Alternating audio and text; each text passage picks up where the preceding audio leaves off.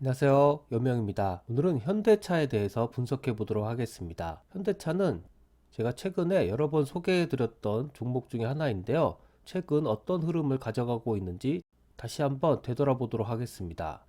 먼저 일본 그래프를 봤을 때 최근에 적산봉이 이렇게 떴죠. 그래서 상승 추세가 계속되고 있다는 것을 알 수 있는데 보조지표적으로는 어떤 상황인지 좀 더 살펴보도록 하겠습니다. 먼저 가장 눈에 띄는 것은 이 스토캐스틱이 K가 D 위에 이렇게 위치해 있으면서 상승을 하고 있다는 부분이죠. 그래서 단기적으로 봤을 때 상승 가능성이 있다는 것을 알 수 있고요. 두 번째로 추세를 나타내주는 파라볼릭 볼이 이렇게 하단에 위치해 있습니다.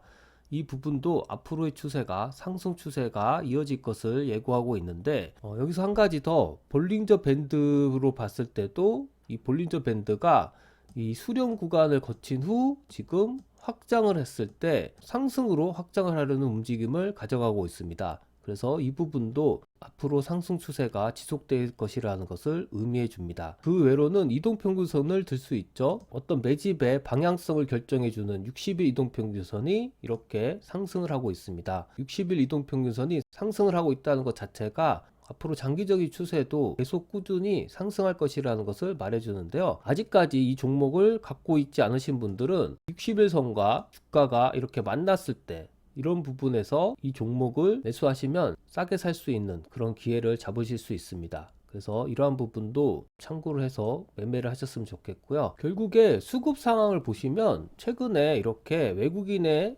매수세가 계속 강하게 이루어지고 있습니다. 기관은 아직까지 매도와 매수가 좀 평평하게 가고 있지만 현재 매수의 주체는 외국인이라고 볼 수 있는 것이죠. 그래서 외국인이 이렇게 대량으로 매수했을 때 주가가 상승하는 것을 볼 수 있습니다. 이런 시가총액이 큰 종목들은 기관이나 외국인 둘 중에 한 세력이 사야지만 주가가 오른다고 말씀드렸는데 지금은 외국인이 한 세력이라고 볼 수 있는 것이죠. 결론적으로 외국인이 이렇게 샀기 때문에 이 수급선이라고 할 수 있는 60일선도 이렇게 오르는 것이라고 볼 수 있습니다. 이 차트 자체가 약간은 후행성이기 때문에 뒤늦게 이렇게 표시되는 부분이 좀 있지만 무릎에서 산다는 뜻 자체가 이렇게 상승 초반을 확인했을 때 사는 것이기 때문에 그러한 부분들도 좀 참고를 해서 보셨으면 좋겠고요. 일단은 상승을 했기 때문에 이러한 저점을 그어볼 수 있죠.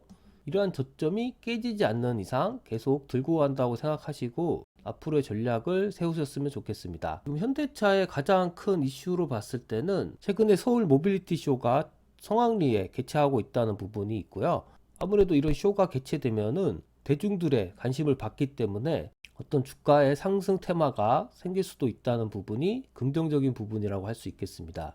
다음으로는 HMM 인수 부분이 있는데 이 HMM 회사는 선박 사업을 주로 하고 있는 회사입니다. 현재는 이 HMM이 시장에 나오면서 새로운 주인을 찾고 있는 상황인데요. 지금 가장 유력한 후보로 현대자동차가 거론되고 있습니다. 왜냐하면 HMM 전신 자체가 현대중공업에서 출자했던 아세아상선이라는 부분이 가장 유력한 후보로 거론되는 이유인데요. 더군다나 현대글로비스와 이 HMM이 비슷한 사업을 하고 있기 때문에 합쳐지면은 좀 시너지가 생길 것 같다는 그런 부분에서 현대 쪽이 가져갈 확률이 크다는 것을 알 수 있죠. 일단 시장 상황을 지켜봐야 되겠지만 이 시장에 나온 HMM도 사실 주가적인 측면에서 봤을 때는 상당히 괜찮은 지금 상태입니다. 더군다나 최근에 많이 하락을 했기 때문에 좀 가격적인 메리트가 있는 상황이고요. PER로 봤을 때도 최근 실적이 안 좋다는 부분을 감안했을 때 5 정도로 나오고 있습니다. 그래서 이러한 부분도 참고해 봤을 때 인수되기 전에 전통적으로 주가가 많이 오르는 경우가 많았죠. 최근에 SM 같은 경우에도 카카오와 하이브가 경쟁하면서 이렇게 주가를 많이 끌어올렸는데 이러한 것들을 봤을 때 HMM도 인수설이 나오면서 주가가 좀 오르지 않을까 하는 생각을 해봅니다. 그래서 관심 있는 분들은 이러한 부분들을 참고해서 한번 보셨으면 좋겠고요. 어쨌든 현대차 같은 경우에는 만약에 인수하게 되면은 약간은 악재로도 작용할 수 있습니다. 왜냐하면 인수금액이라는 부분이 발생하기 때문에 현금이 좀 쓰이게 되겠죠. 그래서 단기적으로는 좀 악재가 될 수 있는데, 좀 장기적으로 봤을 때는 어쨌든 시너지 효과가 있고, 이 HMN 자체가 좀 탄탄한 기업이기 때문에 전망이 있을 거라 생각이 됩니다. 또 하나 뉴스 중에서 눈에 띄는 부분은 EV 자동 충전 로봇을 상용화할 계획이라고 발표를 했습니다. 자동으로 전기차를 충전해주는 그런 로봇인데요. 아무래도 이제 전기차 시대가 앞으로 계속 지속될 것 같으니까 이런 게 만약에 상용화 된다면은 새로운 개념의 제품이 될 것 같고요. 전기차 관련해서 주차 공간을 따로 차지하고 있는 지금 시스템 자체가 조금은 안 좋다고 볼 수 있죠. 앞으로 전기차는 계속 많아질 것 같은데, 뭐 아파트 단지마다 뭐 5대 정도의 전기차 충전 장소가 있다면은 먼저 주차 공간을 선점한 사람만 충전을 하기 때문에 그러한 부분이 상당히 불편할 것 같습니다. 그래서 이런 로봇이 상용화 된다면은 상당히 편리하게 전기차를 충전할 수 있을 것 같습니다. 그 외에도 리스 같은 걸로 IRA를 대응하겠다라는 발표를 했는데요.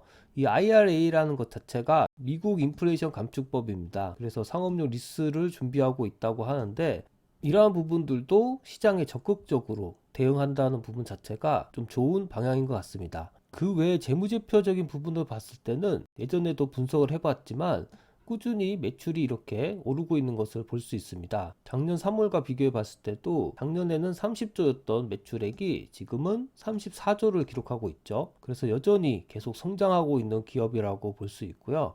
이렇게 성장하고 있는 기업에 반해서 주가는 재작년부터 계속 떨어지게 됐었죠. 물론 코로나 이후에 갑작스럽게 많이 올랐던 그런 부분도 있지만 현재 가격 자체가 PER이 7 정도인 상태입니다. 그래서 지금 가격은 뭐 그렇게 비싸게 주고 사는 가격은 아니기 때문에 적정한 가격이라고 생각이 됩니다.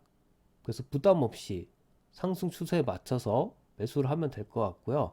제가 오늘 분석한 대로 모든 흐름 자체가 상승 확률이 상당히 높다는 것을 알려주고 있습니다. 그래서 좀 장기적인 플랜을 가지고 이 현대차를 공략하신다면은 충분히 좋은 수익을 거두실 거라고 생각이 듭니다. 그럼 이상으로 방송을 마치겠습니다. 감사합니다.